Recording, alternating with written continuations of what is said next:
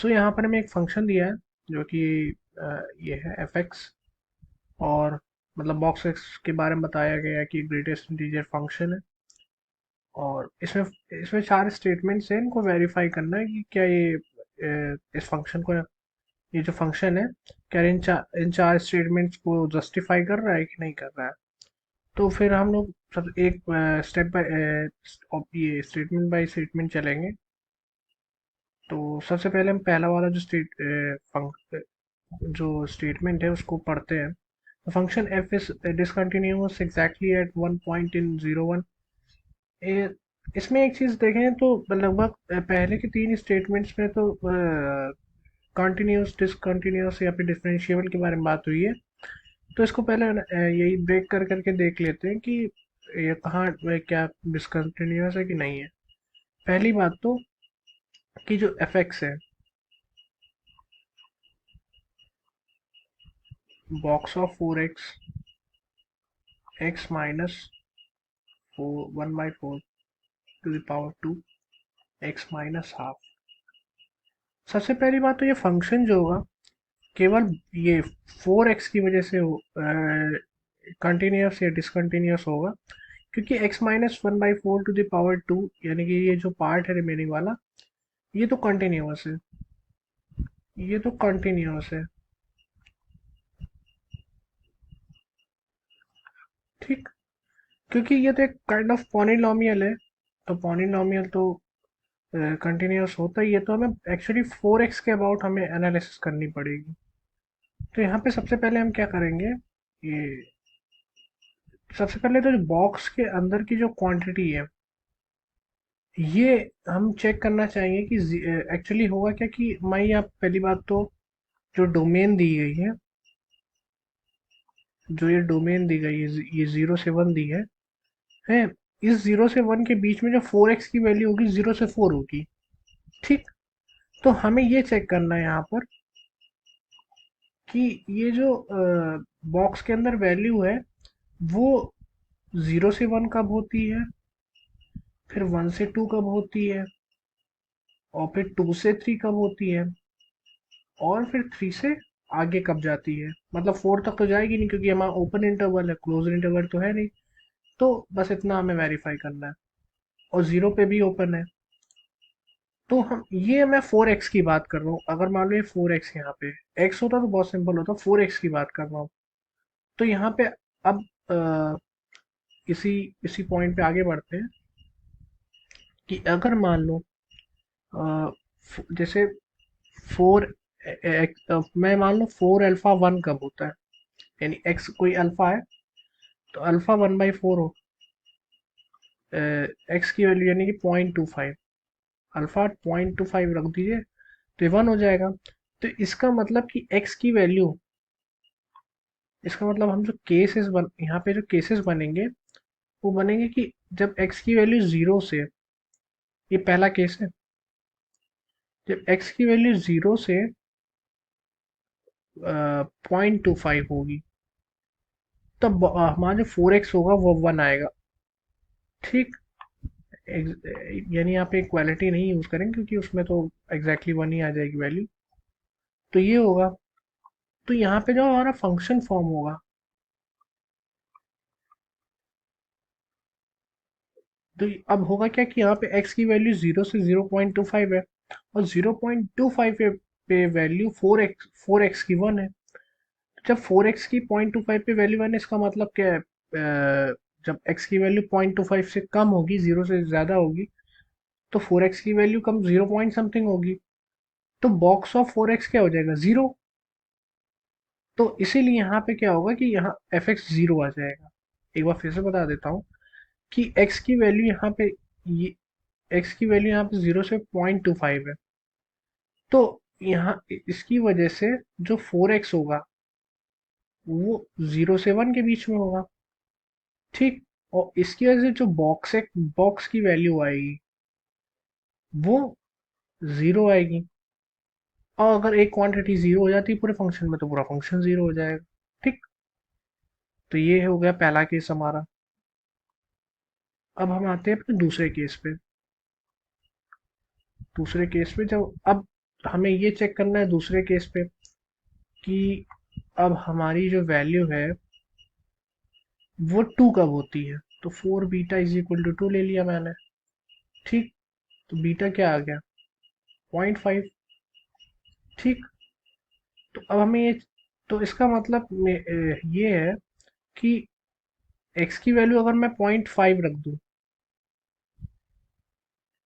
x की value अगर मैं 0.5 रख दूं, तो ये बॉक्स जो हमारा होगा वो 2 आ जाएगा एग्जैक्टली exactly। तो तो अब 0.25 पे तो ये 1 आ रहा था।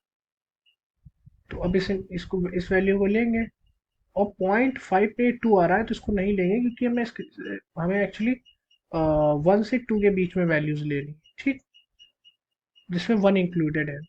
तो यहाँ पे 0.5 पे ओपन कर देंगे। ठीक।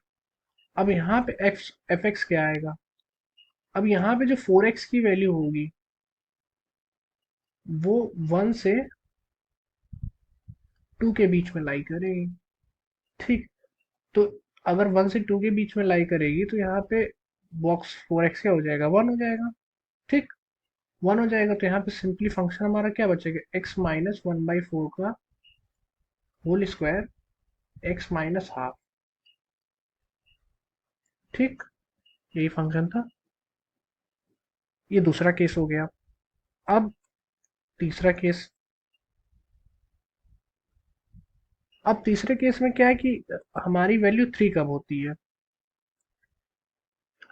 तो 3 कब होगी, 4, यदि मैं गामा यहाँ पे ले लूँ, यहाँ 3, तो गामा हो गया 3/4। तो यानी 0.75। ठीक। तो इसका मतलब कि 0.75 से, सॉरी, 0.75 पे इसकी वैल्यू 3 हो जाएगी। अब हमें, मतलब 3 हो जाएगी तो हमें 2 से 3 के बीच में वैल्यूज चाहिए, क्योंकि पहले हमारा केस था 0 से 1, फिर हमारा केस आया 1 से 2, अब हमें चाहिए 2 से 3। तो हम यहाँ पे जो लोअर लिमिट लेंगे वो 0.5 आएगी। ठीक। ये 0.5 आएगी। ठीक। ये इंक्लूडेड होगी, और ये हमारी जाएगी 0.75 तक। इक्वल नहीं होगी, क्योंकि इक्वल लगा दूंगा तो वो फिर क्या हो जाएगा कि 3 के बराबर हो जाएगी। हमें उत्तर, मतलब हमें चाहिए यहाँ। अब इसके हिसाब से जो 4x की वैल्यू आएगी, इसके हिसाब से जो 4x की वैल्यू आएगी वो वो आएगी तुम्हारी, यानी कि वो बिलोंग करेगी तुम्हारी 2 से 3। ठीक। तो यहाँ पे एक्स एफ एक्स आ जाएगा सिंपली। अब टू, बॉक्स 4x की बेसिस पे क्या हो जाएगा, 2 हो जाएगा। x-1/4 whole square, x-हाफ। ठीक। अब हमारा चौथा केस आता है। मैं यहाँ लिख देता हूँ चौथा केस, जिसमें हमारी वैल्यू x की 0.75 से बड़ी होगी। ठीक। तो यहाँ पे जब 0.75 से x की वैल्यू बड़ी होगी, तो सिंपली हमारा एफ एक्स जो होगा वो आ जाएगा 3x-1/4 होल स्क्वायर, x-हाफ। ठीक। यहाँ पे 4x जो होगा वो ग्रेट, ये क्या कहते हैं, 4x जो होगा वो, सॉरी, यहाँ पे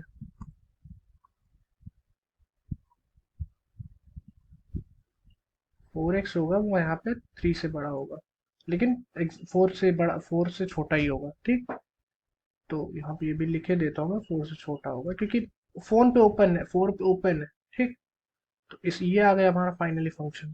तो हमने पूरे जो इंटरवल्स थे डिफरेंट डिफरेंट, जहाँ पे ये वैल्यूज क्या कहते हैं स्विच कर रही थी, तो वहाँ वहाँ हमने इसकी वैल्यूज निकाली। अब हम स्टेटमेंट देखते हैं। इसमें लिखा था function F is discontinuous exactly at one point in 0,1। अब इसमें कॉन्टिन्यूस डिसकंटिन्यूअस देख लेते हैं। देखिए,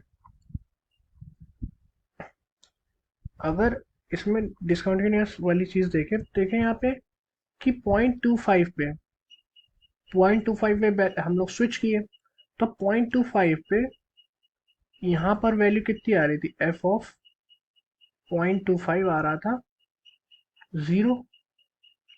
यहाँ पे क्या आ रहा है, एफ ऑफ 0.25,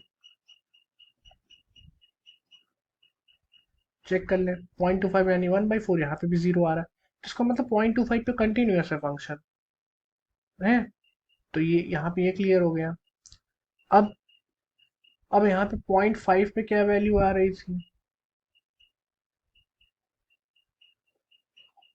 लेफ्ट हैंड 0.5 पे इसकी वैल्यू क्या आ रही थी, 0। और यहाँ पे 0.5 पे वैल्यू क्या आ रही थी, ये प्लस लिख देता हूँ मैं, ठीक। ये माइनस, ये लेफ्ट हैंड लिमिट है, राइट हैंड लिमिट है, ये राइट हैंड लिमिट है, ये लेफ्ट हैंड लिमिट है, ठीक। तो 0.5 प्लस पे इसकी वैल्यू क्या आ रही है, 0। तो इसका मतलब 0.25 और 0.5 पे कंटिन्यूअस है। अब चेक करने वाली बात आती है 0.75 पे। 0.75 पे यानी कि 0.75 पे इसकी लेफ्ट हैंड जो लिमिट है वो कितनी होगी, तो ये हो जाएगी तुम्हारी। अब यहाँ पे सिंपली देख सकते हैं कि यहाँ पे जो पॉइंट, ये अगर देखो इतना पार्ट दो, इतना पार्ट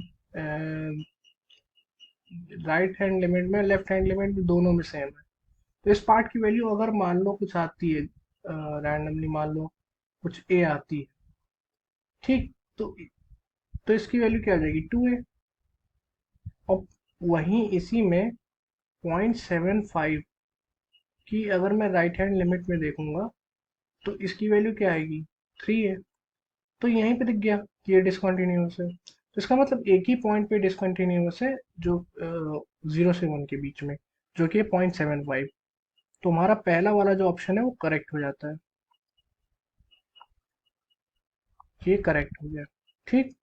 अब हम दूसरे, there is exactly one point in 0 1 at which the function f is continuous but not differentiable।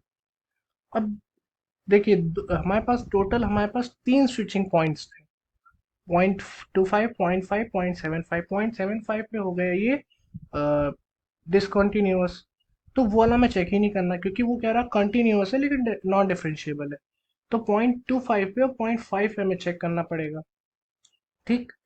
तो अब अगर मान लीजिए मैं डिफरेंशिएबिलिटी के लिए चेक करता हूँ, तो यहाँ पे अगर एफ डैश 0.25 माइनस निकालूं तो 0 आएगा, हाँ 0 आएगा। और अगर मैं यहाँ पे निकालूं, पहली बात तो एफ डैश एक्स यहाँ पे निकालूं, ये आ जाएगा 2x1 1/4 x minus half plus x-1/4 का होल स्क्वायर, ये 1 हो जाएगा, ठीक। तो अब यहाँ पे मैं चेक करूँ एफ डैश 0.25 प्लस, ये राइट हैंड डेरिवेटिव चेक कर रहा हूँ मैं। तो यहाँ पे देख रहे हैं 0.25, यहाँ x-0.25 यहाँ पे भी है और यहाँ पे भी है, तो ये भी 0 हो जाएगा। तो इसका मतलब कि 0.25 पे ये डिफरेंशिएबल है, ठीक। अब चेक करते हैं 0.5 पे इसकी डिफरेंशियबिलिटी, ठीक। तो अगर मान लो मैं क्योंकि है अब तो यही 0.5 पे अगर मैं इसकी डिफरेंशियबिलिटी चेक करूँ तो यहाँ पे मैंने अगले पे, पहली बात तो मैं यहाँ पे सीधे लिखता हूँ, ये जो दूसरा केस है इसमें मैं जो एफ डेक्स एक्स आया है वो क्या है, वो लिख लें एक बार। वो आया है 2x-1/4 x-हाफ प्लस x-1/4 का होल स्क्वायर, ठीक। और जो थर्ड केस है इसमें एफ डैश एक्स क्या आएगा, तो थर्ड केस में हमारा जो एफ डैश एक्स आएगा वो बिल्कुल सेम होगा, बस अंतर ये होगा कि यहाँ इस पूरे डिफरेंशिएशन में 2 का मल्टीप्लाई हो जाएगा जो यहाँ पे आया ये। ठीक, तो मैं यही लिखे देता हूँ पूरा, 2 × x-1/4 x-½ plus x-1/4 whole square. ठीक, अब यहाँ पे मैं चेक करूँ 0.5 पे, f डैश 0.5, ये लेफ्ट हैंड डेरिवेटिव, तो अगर इसमें चेक करेंगे तो ये आ जाएगा सीधे सीधे 1/16। कैलकुलेट करके दे सकते हैं, अगर 0.5 रखूंगा तो ये वाला टर्म ज़ीरो हो जाएगा, ये वाला टर्म ज़ीरो हो जाएगा। यहाँ पे 0.5 रखेंगे तो ये 1/2, 2/4, 1/4, 1/16, और यहाँ पे जो आएगा 0.5 प्लस पे वो आ जाएगा 2 टाइम्स ऑफ 1/16। तो यहाँ पे साफ साफ दिख रहा होगा कि लेफ्ट हैंड डेरिवेटिव और राइट हैंड डेरिवेटिव सेम नहीं है 0.5 पे, जिसका मतलब एक इस 0.5 पे ये फंक्शन कंटिन्यूस तो है, डिफरेंशिएबल नहीं है। ठीक, तो इसका मतलब 0.5 एक पॉइंट मिल गया, 0.75 चेक नहीं करना क्योंकि वो उसमें डिसकंटिन्यूस है तो डिफरेंशिएबल होगा ही नहीं, वो तो बात ही खत्म हो गई। 0.25 पे वो डिफरेंशिएबल भी है, कंटिन्यूस भी है, तो हमारा इस हिसाब से बी फंक्शन भी सही हो जाता है, सॉरी बी स्टेटमेंट भी सही हो जाता है। अब इसमें कह रहा है थर्ड वाले में the function F is not differentiable eight more than 3 points. नहीं, ये गलत है। अभी हमने क्या कहते हैं देखा कि केवल एक ही पॉइंट ऐसा था जहाँ पे फंक्शन डिफरेंशिएबल नहीं है। इसमें लिखा है कि एक से ज़्यादा पॉइंट्स पे डिफरेंशिएबल नहीं है, मतलब 3 से ज़्यादा। यहाँ पे हमारा फंक्शन केवल 2 पॉइंट्स पे डिफरेंशिएबल नहीं है, एक 0.75, एक 0.5, बाकी 0.25 पे डिफरेंशिएबल है। ठीक, ये हो गया। अब minimum value of the function F is -5 1। अब मिनिमम वैल्यू हमें कहाँ मिलेगी, पहली बात तो ये सोचने वाली बात है। देखो, पहले केस में तो फंक्शन की वैल्यू जीरो हो गई, ठीक, तो उतनी देर जीरो रहेगी तो बात उसकी तो हमें मतलब कुछ सोचना ही नहीं है।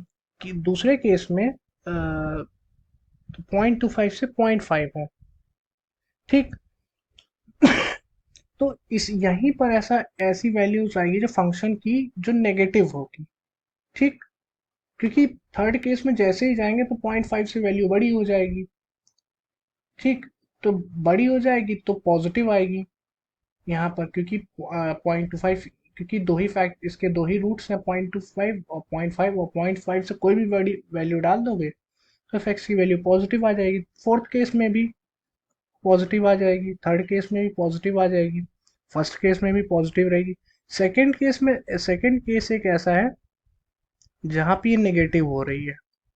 ठीक, तो हम सेकेंड केस में ही चेक किए लेते हैं कि ये जो हमने यहाँ पे ये जो डिफरेंशिएशन निकाला है इसको ही वेरीफाई किए लेते हैं कि एक्स की वैल्यूज यहाँ से निकालते हैं कहाँ कहाँ जीरो हो रहा है इस रेंज में, क्योंकि इसी रेंज में मिनिमम वैल्यू आएगी नेगेटिव जो भी है। तो मैं सेकेंड केस को थोड़ा सा यहाँ पे मिनिमा मैक्सिमा के लिए तो सिंपल सी चीज़ है कि वो डिफरेंशिएट करो फंक्शन को और जीरो के बराबर कर दो, तो जीरो के बराबर कर दिया। अब यहाँ पे x-1/4 कॉमन ले लिया,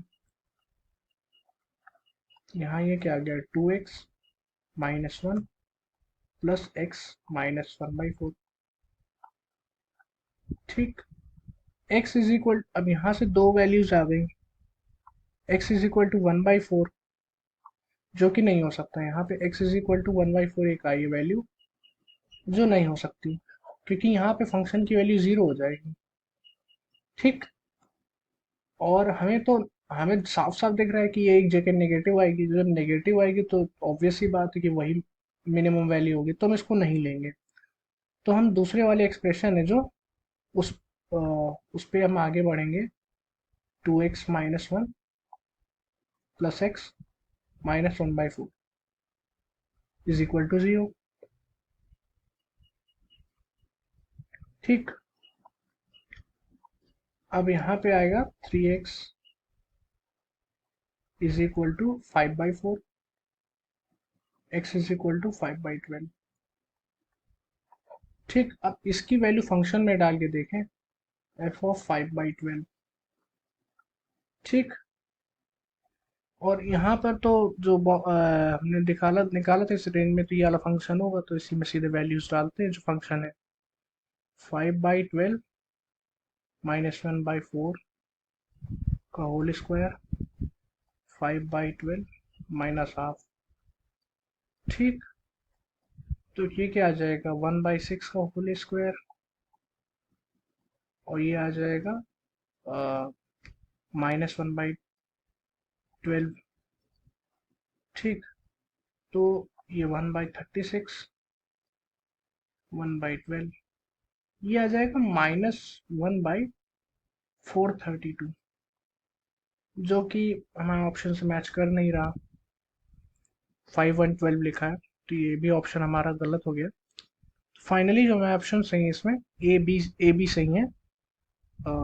हालांकि लास्ट वाला जो आंसर है इसकी कैलकुलेशन आप चेक भी कर लीजिएगा, यही आएगा, नहीं तो 5 1 -512 1/512 तो नहीं आएगा। ठीक, ठीक है, तो थैंक यू।